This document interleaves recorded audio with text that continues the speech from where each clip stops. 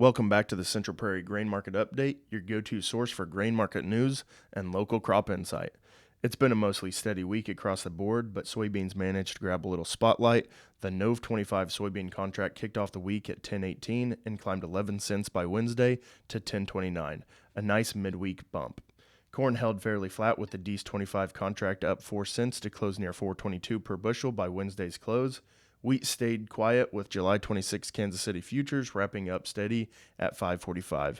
Now the big story of the week. The USDA monthly crop production and WASDE report won't be released Thursday morning due to the ongoing government shutdown. Reuters still gathered analysts' expectations, and here's what traders were looking for. About a 1% drop in the average U.S. corn yield and total production, while soybeans are expected to stay mostly unchanged. The new crop corn carryout is projected to hit a 7-year high thanks to the largest September 1st stocks we've seen since 2018. Globally, analysts are expecting higher ending stocks across corn, soybeans, and wheat for the 2025 marketing year, signaling a little more supply cushion than last month's forecast. Now the big story of the week. The USDA's monthly crop production and WASDE report won't be released Thursday morning due to the ongoing government shutdown. Reuters still gathered analysts' expectations, and here's what traders were looking for. About a 1% drop in the average U.S. corn yield and total production, while soybeans are expected to stay mostly unchanged. The new crop corn carryout is projected to hit a 7-year high, thanks to the largest September 1st stocks we've seen since 2018. Globally, analysts are expecting higher ending stocks across corn, soybeans, and wheat for the 2025 marketing year, signaling a little more supply cushion than last month's forecast. On the broader economy, the Federal Reserve continues to keep everyone guessing. Minutes from the September meeting showed most policymakers still see more rate cuts coming this year, but inflation and a softening labor market are pulling things in a different direction. It's a wait-and-see game for now.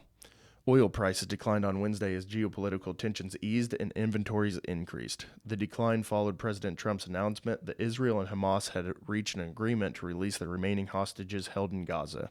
Now let's bring it back home. Harvest took a little breather this week after Monday's rains, with totals ranging anywhere from half an inch to an inch across the area.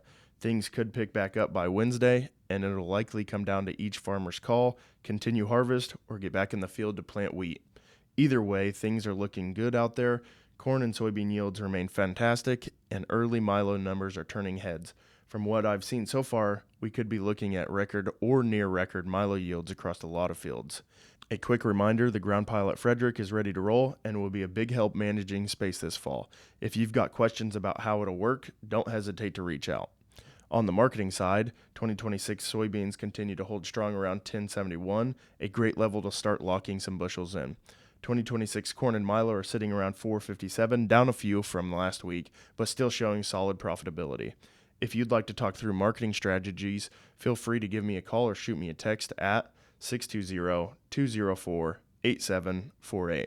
That's all for today's update. If you'd like more insight like this, you can sign up for the Central Prairie Co-op podcast at cpcoop.us/podcast. Thanks for listening to the Central Prairie Grain Market Update. Until next time, stay safe out there.